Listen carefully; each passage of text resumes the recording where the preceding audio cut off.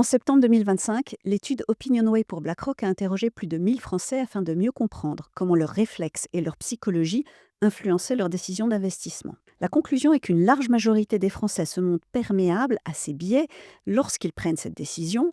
82% des interviewés se projettent dans au moins une situation décrivant un des biais comportementaux et en moyenne, ils se déclarent se reconnaître dans deux situations illustrant un biais cognitif.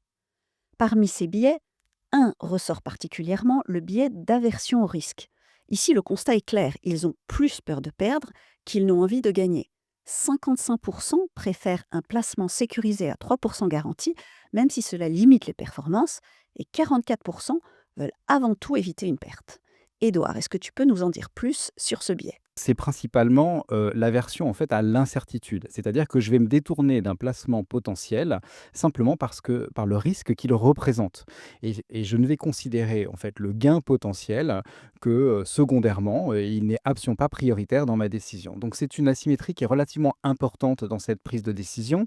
Elle a été mise en lumière, il y a déjà, très longtemps, hein, dès les années 1979, par la théorie des perspectives, et le principe étant de dire que la douleur de la perte est à peu près 2 fois supérieure au plaisir d'un gain. Donc on voit tout de suite, hein, qu'on a tendance à être un peu réticent quand on est victime de ce biais à investir parce qu'on voit bien, on matérialise bien, cette douleur.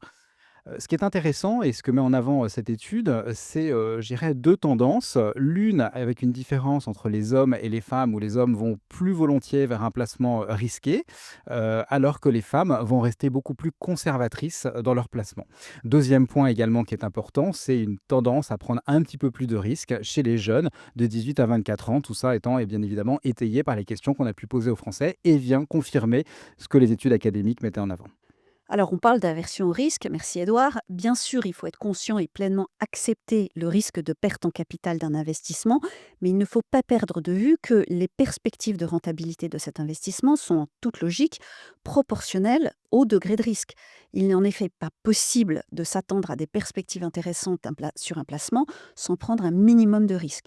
On doit donc bien calibrer la partie de son investissement qui tolérera cette prise de risque, rapportée à ses avoirs, ses revenus, ses objectifs afin de saisir des opportunités appropriées et pertinentes sur un marché.